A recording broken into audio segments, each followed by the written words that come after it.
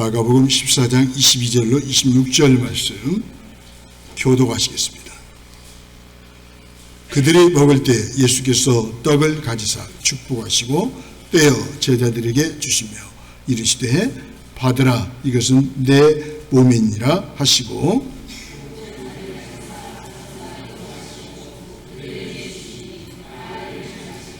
이르시되 이것은 많은 사람을 위하여 흘리는 나의 피 곧 언약의 피니라.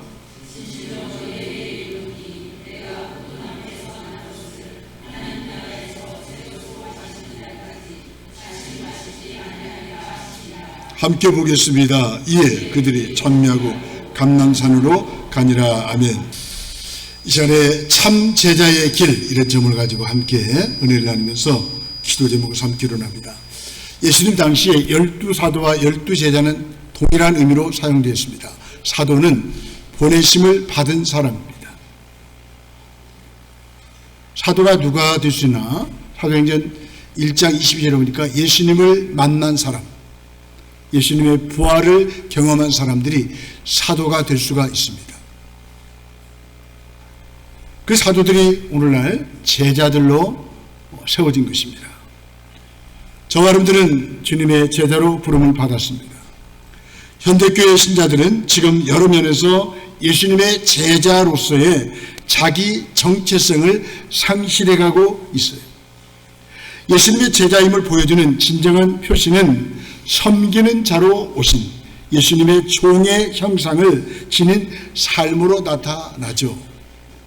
마가복음 10장 45절입니다. 하지만 세상의 풍습과 잘못된 가치관을 따라 분쟁이 생겨요. 부도덕이 있어요. 교만합니다. 스스로 왕노릇하려는 모습들이 제자들의 삶에, 제자들의 심장 속에 파고 들어옵니다. 겉으로 보기에는 예수님을 따르는 제자들인데 사실은 가슴 속에 전혀 다른 세상적인 동기들을 가지고 예수님을 따를 수가 있다는 거예요. 여기 오늘의 제자들이 당면은 정체성의 위기가 있어요. 예수님의 제자들이 자기 정체성을 잃어갈 때 항상 살펴보아야 할 것은 마가복음에 실려있는 예수님의 가르침입니다. 그러면서 마가복음은 예수님의 제자도가 뭔가를 우리에게 말씀해 주고 있습니다. 마가복음은 제자의 신분과 그들이 걸어야 할 길에 대해서 큰 관심을 기울이고 있습니다. 예수님의 제자가 된다고 하는 것이 무엇을 의미하며 제자라면 마땅히 어떤 삶의 길을 걸어야 할지를 보여주고 있습니다. 제자에게는 자기를 주장하거나 자기의 이익을 챙기는 길이 아니죠. 제자에게는 자기를 부정하고 희생하는 삶 속에서 하나님의 뜻을 찾으며 그의 나라가 임하기를 갈구하는 길이에요. 성찬식은 우리가 누구인지 우리의 정체성을 확인하는 자리예요. 우리가 어떻게 살아가야 할 것인가를 확인하는 자리가 방금 전에 했던 성찬식입니다. 유월절 식사에서 예수님은 떡과 잔의 새로운 의미를 설명하십니다. 그 당시 유월절 식사 때 가장이 식탁에 음식을 소개하는 일이 있었거든요. 예수님도 떡과 잔으로 십자가의 죽음 의미를 설명하십니다. 예수님은 죽으셨는데 예수님의 죽음은 불의한 권력자들에 의한 허망한 죽음이 아니었습니다. 실패한 혁명가의 무모한 죽음도 아니었습니다. 동고동락하던 제자들에게 버림받고 배신당한 억울한 죽음도 아니었습니다. 구약에서 예시되고 예언된 새 언약 수립에 필요한 대속의 죽음이었습니다. 예수님이 죽음으로 보이신 언약적인 사랑을 경험할 때 우리는 참 제자의 길을 걸을 수 있습니다. 지독한 자기 중심성의 굴레에서 벗어나 십자가가 요구하는 자기 부정의 삶을 살아낼 수 있습니다. 마가복음이 말하는 예수님의 제자란 예수님의 부르심을 받아 그를 따르고 그의 가르침과 인격 앞에 헌신하는 사람을 가리킵니다. 예수님을 따르는 일은 아무런 대가를 치르지 않아도 될 값싼 결정이 아니죠. 제자들은 그를 따르기 위해서 자신들의 친족이나 동료들 생계 수단을 버려야 할 때도 있었습니다.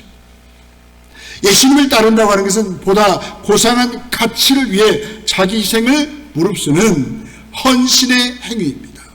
신앙의 결단입니다.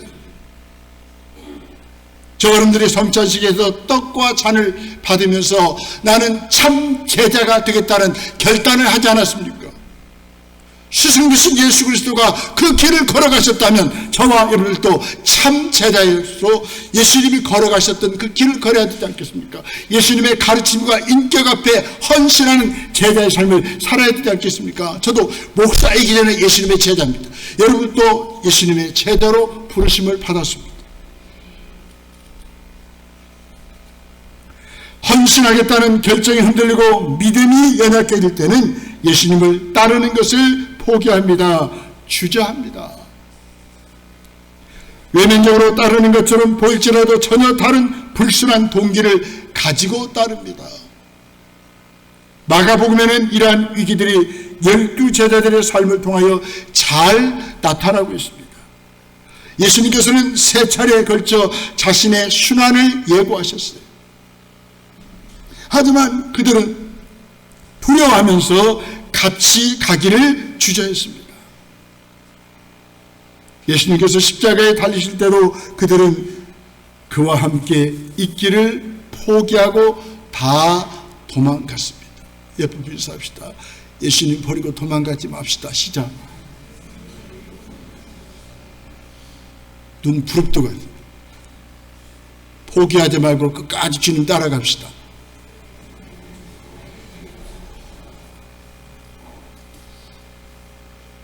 예수님의 제자들은 겉으로 보기에 예수님을 따르는 헌신된 제자들이었습니다. 하지만 그들의 헌신은 불순한 동기와 이기심으로 흔들리고 있었습니다.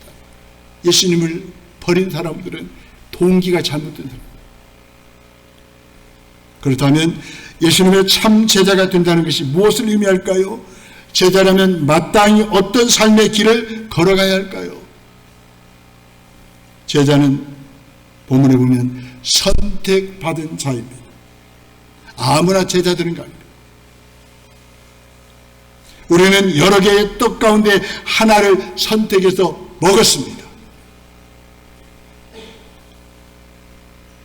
이것은 내 자신이 구별됐다는 뜻이에요. 성찬의 떡 가운데 하나가 구별돼서 내 입술로 들어간 것처럼 저와 여러분들도 우리 주님이 어떻습니까? 떡을 제자들에게 주면서 먹었습니다.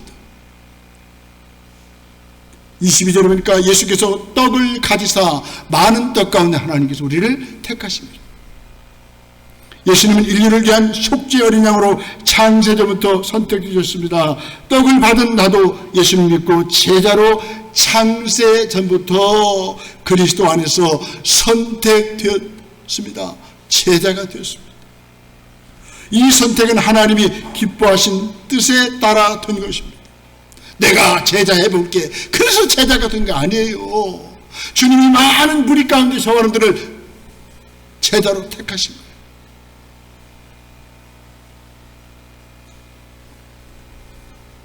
우리는 하나님의 기쁨과 사랑의 대상들인 제자들입니다.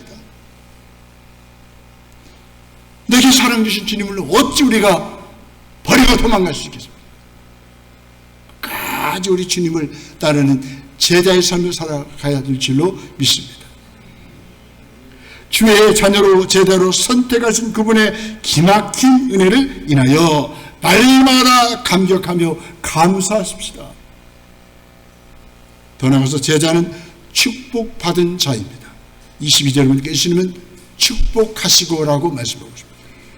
예수께서 떡을 가지사 축복하십니다. 본문은요, 단순한 성찬식의 무슨 말씀이 아니에요. 정말로 제자가 누군가를 우리에게 말씀해 주고 제자가 어떤 삶을 살아야 될 것인가를 우리에게 성찬식을 통해서 마가가 우리에게 말씀해 주고 있습니다. 예수님께서 떡을 가지사 축복하십니다. 또 잔을 가지사 감사 기도하십니다. 저와 여러분들은 내 자신이 제자가 됐다는 것 때문에 하나님 앞에 감사해야 됩니다. 그런 감사 별로 안 하더라고요. 아이고, 집 한 채 샀더니 집이 3배로 올랐대. 그런 거죠. 하나님 감사. 그런 감사 누가 못합니까? 예수님의 제자가 된 것 때문에 하나님 앞에 감사의 기도를 드릴 줄 아는 그런 삶을 살아야 되지 않겠습니까? 우리 믿음의 수준이 이제 높아져야 됩니다. 높아집니다. 자녀가 어디 합격한 거 그 감사. 그거 누가 못합니까? 그런 거.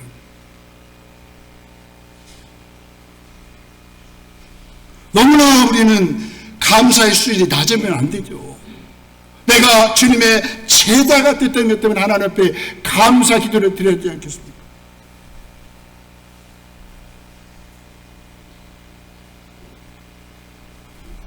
더 나아가서 제자는 깨어져야 할 자입니다. 성찬의 떡은 선택되어졌고 축복받은 떡이었습니다.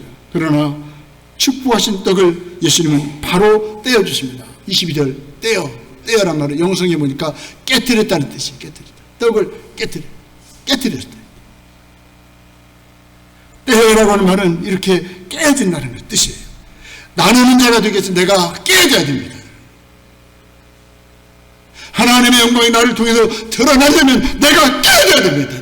내가 이 떡처럼 부서져야 됩니다. 부서질 때 하나님의 영광이 드러나는 것입니다. 막달라 마리아가 은혜 받고 너무 감사해서 옥합을 깨뜨려서 그리스도의 고난을 준비했잖아요. 주님의 죽으심을 준비했잖아요. 그분의 장사짐을 준비했잖아요. 깨뜨리니까 향기가 나잖아요. 오늘날까지 우리 입에 오르잖아요. 야, 마리아 대단하다. 여러분, 이 아침에 내가 깨뜨릴 것이 뭐가 있습니까? 나의 자아를 깨뜨려야 돼요. 여러분들이 자랑하는 것을 다 깨뜨리십시오. 그럴 때 주님의 참된 제자의 길을 걸을 수 있다 그 말입니다. 더 나아가서 제자는 22절에 보니까 나누어 주는 자입니다. 22절에 보면 제자들에게 주시며 라고 말씀하고 있습니다. 예수님께서는 성찬의 자리에서 마지막으로 축복하시고 깨뜨리신 떡을 제자들에게 나누어 주셨습니다. 이렇게 말씀하십니다. 받으라. 이것은 내 몸이니라. 저와 여러분들은 이미 예수님의 몸을 받았습니다. 예수님의 피를 받은 사람입니다. 그렇다면 이제 나누어 주십시오. 예수님처럼 나누어 주십시오. 예수님께서는 성찬의 자리에서 마지막으로 축복하시고 깨뜨리신 떡을 제자들에게 나누어 주셨습니다. 이렇게 예수님의 모습은 나눠주는 삶이었습니다. 성찬을 통해 우리는 이제 그의 몸, 곧 그의 생명을 먹은 자가 되었습니다. 그렇다면 내 안에 있는 예수의 생명을 나눠야 되지 않겠습니까? 12사도 12제자의 목적이 무엇입니까? 부활하신 주님을 증거하는 사람이에요. 부활의 증인으로 부름받았습니다. 참된 제자는 예수님의 부활이 나의 부활인 걸 믿고 내 안에 있는 예수 생명을 다른 사람들에게 나눠주는 사람입니다. 이제 이 생명을 받은 제자들은 이 생명을 나눠야 합니다. 성찬의 궁극적인 목적은 나눔으로 이루어집니다. 우리 주님은 이 땅에 나누어 주기 위해서 오신 거 아니겠습니까? 나눔은 구원받은 그리스도인 제자들의 삶의 존재 양식이 되어야 됩니다. 하나님은 저와 여러분들 많은 사람들 가운데 선택하신 제자로 불러주셨습니다. 우리를 축복하셨습니다. 그렇다면 저와 여러분들은 예수님처럼 나의 나된 것은 주님의 은혜를 알고 이제 나를 깨뜨려서 주님의 참된 제자로서 주님을 따르고 주님을 위해서 남은 인생 동안 즐거이 헌신하는 삶을 살아가심으로 주님 앞에 잘했다 진짜 맞는 참된 제자의 길을 걸어가는 저와 여러분들이 되시기를 주의 이름으로 축원합니다.